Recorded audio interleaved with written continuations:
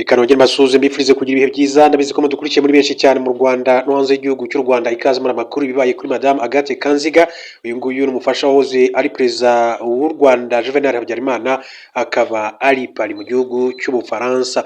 Mbere gato yuko turaza kugaruka kuri iyo nkuru y'ingenzi, reka mbanze mabwire ko mu makuru mu buryo bw'inshamake, witwa Luiz Inácio Lula da Silva ni perezida w'igihugu cya Brazil, yifuza ko Nicolas Maduro aburanira mu gihugu cye. Maduro yakuwe ku butegetsi na Amerika ahita ajyanwa i New York mu ntangiriro za Mutarama 2026, aho ari gukurikiranwaho ibyaha byo gucuruza ibiyobyabwenge binyuze mu bacuruzi babyo bakomeye cyane ku isi. Perezida Lula yabwiye televiziyo yo mu Buhinde ko igikenewe cyane ari ukongera kubaka ubutegetsi bushingiye kuri demokarasi muri Venezuela.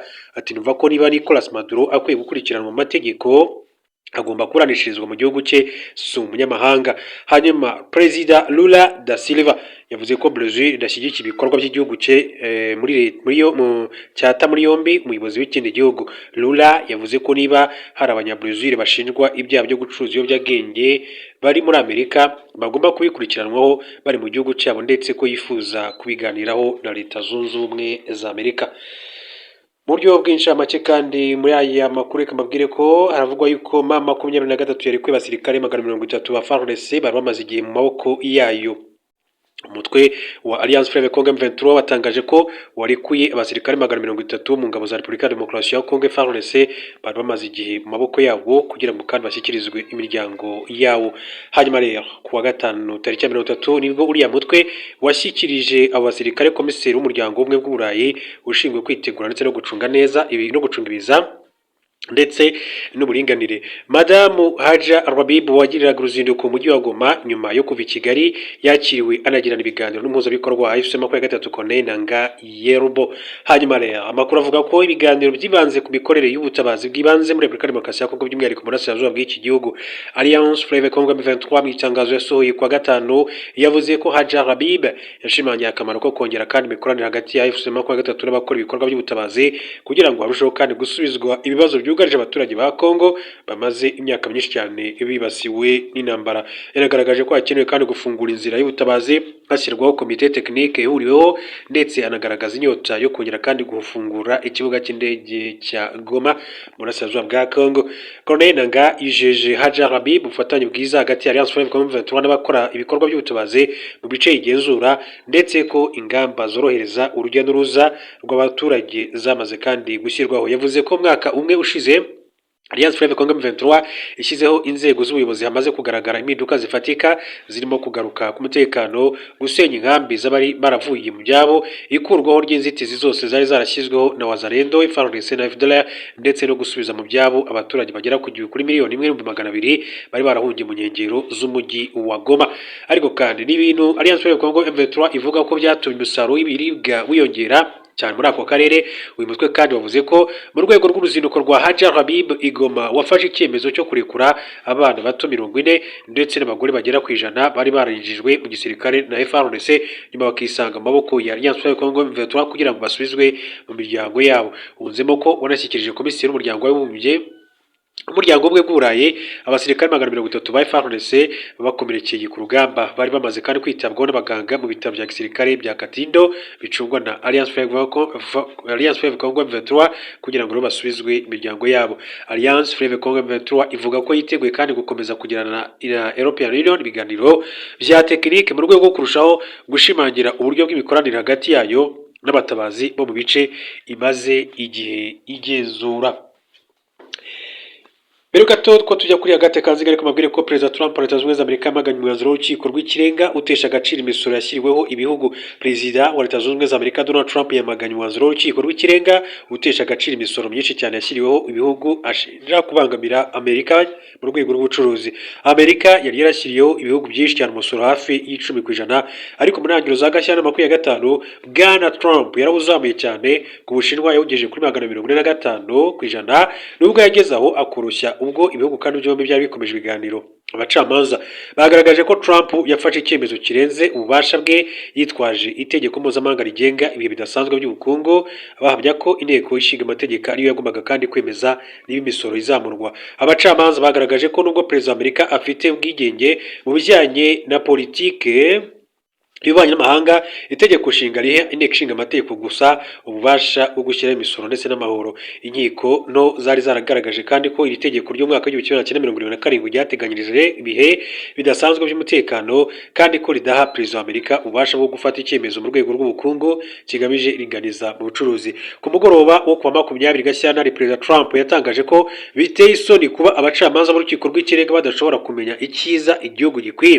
Ati ntewe isoni nuko bamwe mu bagize urukiko badatewe umwete no gukorera igihugu gikwiye. Perezida Trump yagaragaje ko ateganya gushyiraho umusoro w'10% kuko ariwo utagongwa n'itegeko abacamanza b'urukiko rw'ikirenga kandi bashingiye batesha agaciro imisoro yamaze gushyirwaho.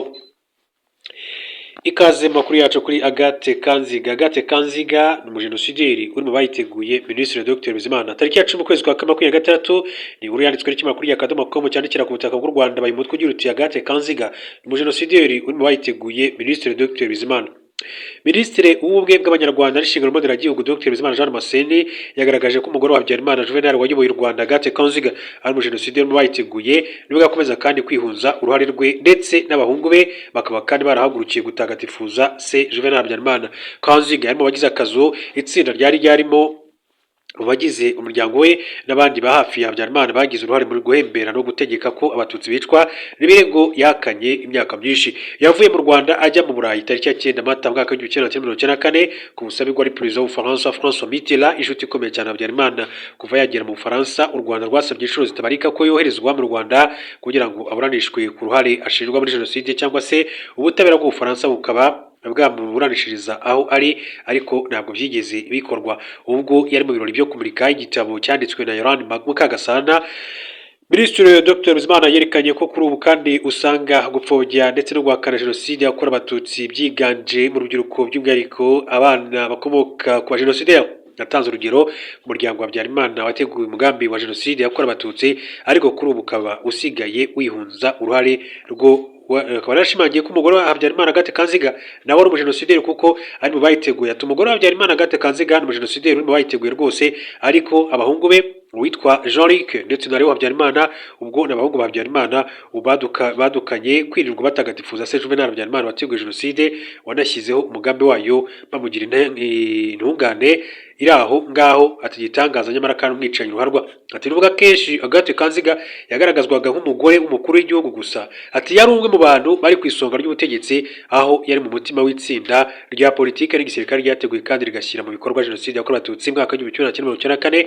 Agathe Kanziga kandi Habyarimana yangaga abatutsi urunuka akanabanena, ndetse ibi bishimangirwa n'uburyo atavuze rumwe na bamwe mu bana be bakundanye bakanashaka gushyingiranwa n'abatutsi. Urugero n'umuhungu we w'imfura witwa Jean Pierre Habyarimana, ubwo ari umunyeshuri mu Faransa. Icyo gihe yahahuriye n'umukobwa ukomoka mu muryango w'umwami wa Ethiopia Haile Selassie, barabegukana, ariko akojeje nyina ko agiye gushyingiranwa n'uwo mukobwa, nyina abyamaganira kure avuga ko umukobwa afite imiterere nk'iy'abatutsi.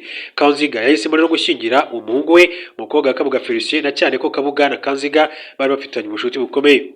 Ibyarangiriye aho kuko n'ubundi murumuna wa Jean Pierre witwa Léo nawe byarangiye kandi ashakanye n'undi mukobwa muto wa Kabuga.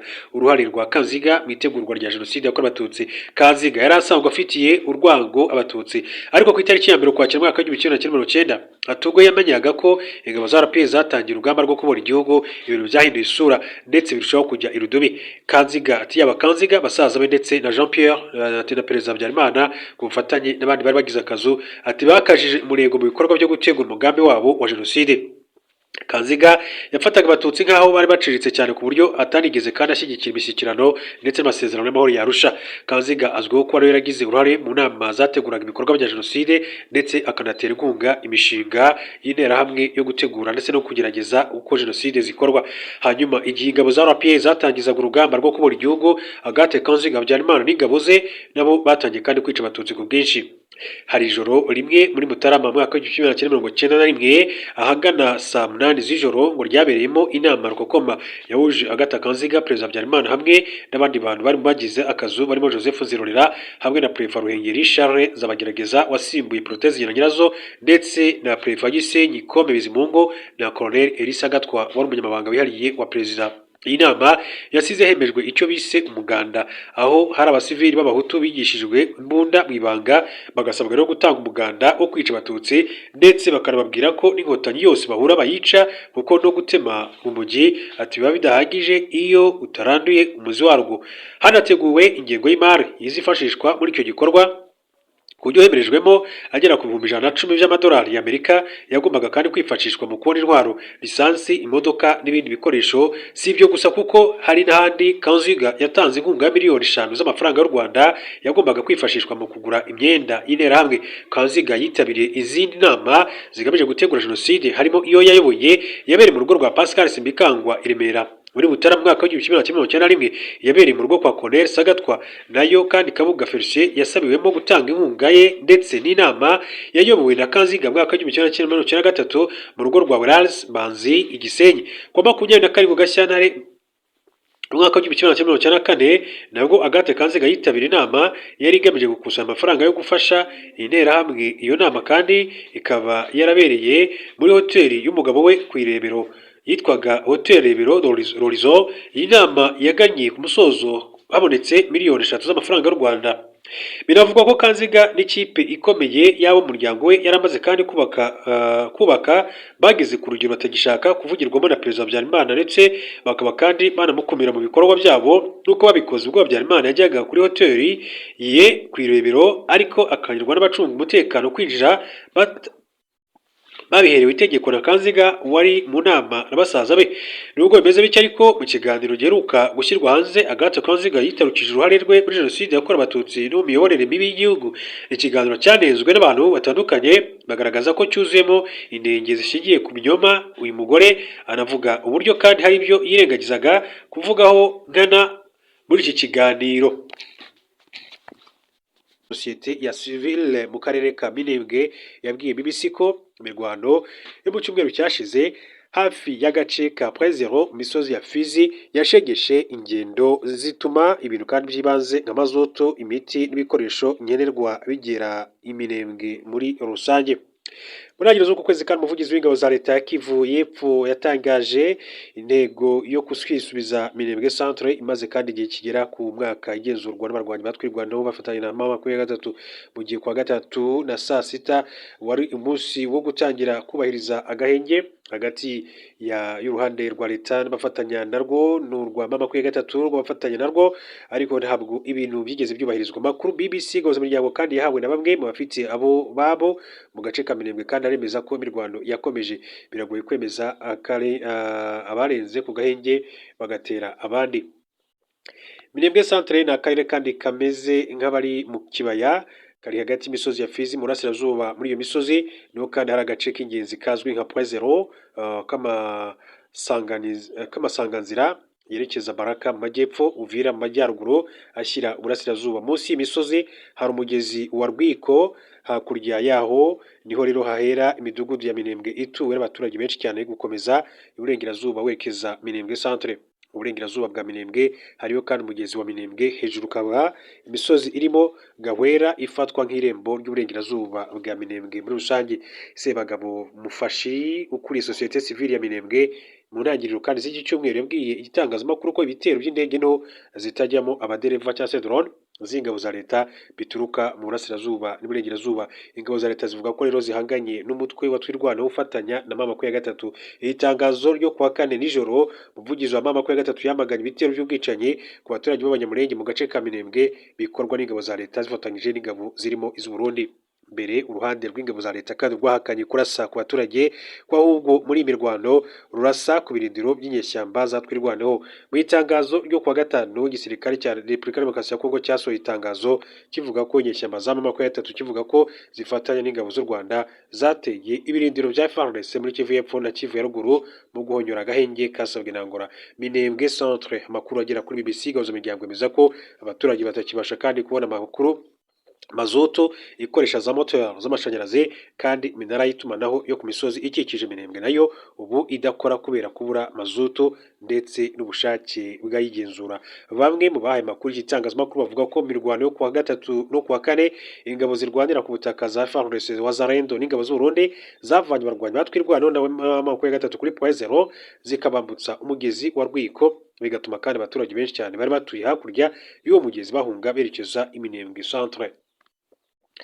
Mero makuru mu buryo bw'incamake kugira ngo tujye ku nkuru yacu magure ko Perezida Donald Trump wa Amerika avuga ko ariko yihweza ingene yakora igitero ca gisirikare gitoya kuri Iran. Perezida Donald Trump wa Leta Zunze Ubumwe za Amerika avuga ko ariko yihweza ingene yakora iko gitero kuri Iran mu ntumbero yo guhatira abategetsi bayo kwemera amasezerano yo guhagarika umugambi wayo wa nucleaire. Yabivuze ibi mu kwishura ikibazo yabajijwe n'umunyamakuru amasaha makeya inyuma y'uko hari abategetsi ba Amerika bavuze ko hashobora kuba igitero. Kuwa kane Trump yavuze ko isi ishobora kuzomenya nimba ati kumbure nko mu minsi 10 iri imbere hashobora kuba amasezerano canke nimba Amerika izokoresha ingufu za gisirikare. Ni mu gihe kandi kuva ku zindi ndwi za vuba ibandanya yegeranya ingabo n'ibikoresho mu karere. Amerika n'inshuti zayo za Buraya nizikeka ko Iran iriko itera ija kwihungurwa ry'ikigwanisho uhonyanganda c'ubumara ivyo Iran idahingishanya kwamirira kure. Hanyuma abategetsi ba Amerika na Iran baramaze kandi guhurira mu Busuwisi kuri iki kibazo aho bavuga ko hari intambwe imaze gushikwako. Ejo kuwa gatanu umushikiranganji wa Iran ajejwe imigenderanire Abbas Araghchi yavuze ko Iran iriko irategura inegura amasezerano kandi ko izoshikiriza intumwa idasanzwe ya Amerika Steve Witkoff mu minsi mike iri imbere nyene. Ibi biganiro vy'i Geneve mu Suisse vyabaye mu gihe ingabo za Amerika zibandanya zashinga imizi mu micungararo ya Iran. Mu bikoresho biriko kandi birungikwa harimo ubwato bw'intambara bwa mbere bunini ku isi buzwi nka USS Gerald R. Ford bwasa n'ubwariko kandi bwerekeza muri ako karere. Ubwato bwa USS Abraham Lincoln bwikorera indege z'intambara nabwo nyene buriko kandi burashikayo aho busanga ayandi mato y'indege vy'intambara bibandanya vyisukira. Amasanamu y'ibigendajuru yerekana kandi ko Iran iriko iratsimbataza ibigo vyayo vya gisirikare mbere y'indongozi y'ikirenga y'iki gihugu. Ayatollah Ali Khamenei akaba yasohoye ubutumwa ku mbuga hwaniro atera ubwoba ingabo za Amerika. Bumwe muri ubwo butumwa bugira buti Perezida wa Amerika yama avuga ngo yarungitse ubwato bw'intambara mu icungararo ya Iran. Nivyo ubwato bw'intambara ni kimwe mu bikoresho vya gisirikare biteza akaga. Trump akunze kandi kwakira ibibazo by'abanyamakuru inshuro zitari nkeya kuyinga kenshi mu biro vy'umukuru w'igihugu canke mu ndege irerura umukuru w'igihugu ya Force One, ariko ivyo avuga si ukuvuga ko vyama bija mu ngiro, mbere kenshi biba binavuguruzanya. Arakunda kubwira abanyamakuru ko ashima kwigumizamo ivyipfuzo vyiwe canke akabibwira akagwi gatoya kamwegereye kugira ngo abakeba biwe ntibamenye integuro ziwe. Ibi ntavyo ndagusigurira niko yishuye umunyamakuru kwa kane amubajije vy'igitero tuzogira amasezerano canke se dushike ku masezerano mu nzira zimwe canke izindi. Mukahise Trump yagiye kandi akoresha amayeri yo gutanga amatariki ntarengwa mu ntumbero yo gukora ikintu mu buryo giturumbuka. Reka rero tuje ku nkuru yacu ivuga ku itangazo riturutse mu gisirikare cy'u Rwanda. Ni inkuru nziza cyane ivuga yuko RDF ni igisirikare cy'u Rwanda ndetse na UPDF igisirikare cya Uganda byiyemeje gukaza umutekano ku mupaka haharanirwa ituze mu karere, kuko ubuda kenshi imipaka usanga kenshi yakunze kunyuraho abanyabyaha, abantu bambukana ibiyobyabwenge cyangwa se bakoze ibyaha mu kindi gihugu kimwe bajya mu kindi. So rero akaba rero ari amasezerano meza cyane. Navuga ko ingabo z'u Rwanda ndetse n'izindi ngabo z'igihugu cya Rwanda zasoje inama ya 7 y'abayobozi b'ingabo zikorera ku mipaka ihuza ibihugu byombi, biyemeza kandi kongera imbaraga umutekano ku mupaka ndetse no guteza imbere ituze mu karere. Iyi nama ibereye mu karere ka Musanze yabaye mu rwego rwo gukomeza ubufatanye bw'ibihugu byombi, umubano mwiza n'icyizere hagati y'ingabo z'ibihugu byombi. Mu minsi igera kuri 3 y'ibiganiro, intumwa z'impande zombi kandi zasuzumye ibyemezo byafashwe mu nama ya 6 yabaye ku itariki 30 Nzeri no kugeza ku itariki ya 2 Ukwakira 2025 ikabari muri Uganda, zanarebera hamwe kandi aho ishyirwa mu bikorwa ryabyo rigeze. Ibiganiro byibanze ku ngamba zo gucunga umutekano ku mupaka ndetse no gukemura ibibazo birimo kwambuka mupaka mu buryo bunyuranyije amategeko, icuruzwa ry'abantu, ubucuruzi butemewe, ubujura bw'amatungo, kwinjiza no gusohora kandi inzoga zitemewe, uburiganya ndetse no kwitirira abandi n'ibindi. Impande zombi zashimangiye ko ubufatanye bukomeye bukomeza kubaho binyuze mu biganiro bihoraho no mu bikorwa bihuriweho, bigamije kandi kongera imbaraga umutekano ku mupaka no guteza imbere ituze mu karere. Abitabiriye inama kandi bagaragaje akamaro ko kwagura ibikorwa by'izi nama, hagashyirwamo uruhare rw'abaturage binyuze muri gahunda z'imikoranire y'ingabo n'abaturage, gahunda zo kurengera ibidukikije ndetse n'imyitozo ihuriweho y'ingabo. Umuyobozi wa diviziyo ya 5 muri RDF Major General Lucky Karusisi yashimye umwuka mwiza, ubunyamwuga n'icyizere byaranze ibiganiro. Yagaragaje ko ibiganiro byubaka byashimangiye ubushake bw'impande zombi bwo gukomeza kandi kubungabunga amahoro, umutekano n'icyizere ku mupaka uhuza ibihugu byombi. yanashimangiye ko abayobozi b'ingabo bazakomeza kandi gukorana bya hafi guhanahana amakuru ndetse no gukemura ibibazo bishya bishobora kandi kuvuka. Ku ruhande rwa UPDF igisirikare cya Uganda, umuyobozi wa diviziyo ya kabiri y'ingabo zirwanira ku butaka Major General Paul Muhanguzi yavuze ko biyemeje kandi gushyira mu bikorwa ibyemezo byafatiwe muri iyi nama no gukomeza kandi gukemura ibibazo bishya bivuka ku mupaka. Yashimiye kandi ubuyobozi bw'ibihugu byombi ku buyobozi n'ubufasha bukomeza gushimangira ubufatanye hagati y'impande zombi, igihugu cy'u Rwanda ndetse n'igihugu cya Uganda. Ridure ingingo tuve kuri inkuru mbabwire ko andi makuru akomeza kugenda avuga ko Trump yifuza Burusiya n'Ubushinwa muri Board of Peace. Perezida wa Leta Zunze Ubumwe za Amerika Donald Trump yatangaje ko yakwishimira kubona Uburusiya n'Ubushinwa muri Board of Peace yashinze ifite inshingano zo gukemura intambara n'amakimbirane hirya no hino ku isi. Ibihugu bigize urwego byemerewe kandi kuba abanyamuryango mu gihe cy'imyaka igera kuri 3 gusa, keretse igihe bishyura miliyari imwe y'amadolari y'Amerika yo gutera inkunga ibikorwa by'urwego bigahabwa ubunyamuryango buhoraho. Abagize inama nyobozi kandi y'urwego barimo Minisitiri w'Ububanyi n'Amahanga wa Amerika Marco Rubio, intumwa idasanzwe ya Trump Steve Witkoff, wahoze ari Minisitiri w'Intebe w'Ubwongereza Tony Blair n'umukwe wa Trump Jared Kushner. Amerika yatanze kandi ubutumire ku bihugu byinshi 19 aribyo rero byitabiriye umuhango wo gutangiza urwego, ariko bivuga ko 35 byamaze kandi kwemera ubutumire. Ibyatumye muri rusange bigera kuri 50. Ubwo yaganiraga n'abanyamakuru, Donald Trump yatangaje ko yakwishimira kubona ibihugu nk'Uburusiya n'Ubushinwa byinjira muri urwego. Uragira ati byinshi bigikomeje kandi gukorwa, ati nakwishimira kugira Ubushinwa n'Uburusiya, ati baratumiwe, ati ubakeneye bose, ati ukeneye ibitekerezo byose navangura. Ibyatangajwe na Trump nyuma y'uko inama y'ubuyobozi cyangwa se board ikoze inama yayo ya mbere Washington ihuriza hamwe abakuru b'ibihugu n'abayobozi bakuru baturutse mu bihugu rero bigera kuri 40. Ibihugu bigera kuri 20 byamaze kwemera ubutumire bwa Amerika byo kwinjira muri iyo nama y'ubuyobozi, mu gihe ibindi bihugu rero bigera kuri 35 byo byagaragaje ko bishishikajwe no kuyijyamo. Ubwo Trump kandi yatangizaga urwego, ibihugu bikomeye kandi byinshi byo mu burengerazuba bw'isi birimo Ubudage, Ubufaransa, Ubwongereza n'Ubutaliyani byanze ubwo butumire.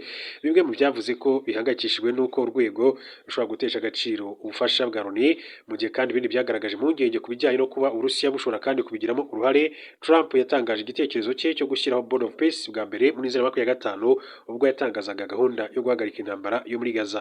Nyuma yaje kandi gusobanura ko inshingano z'urwego zitazagarukira kuri Gaza gusa, ahubwo ko ruzanifashishwa mu gukemura izindi ntambara n'amakimbirane hirya no hino ku isi nk'uko Donald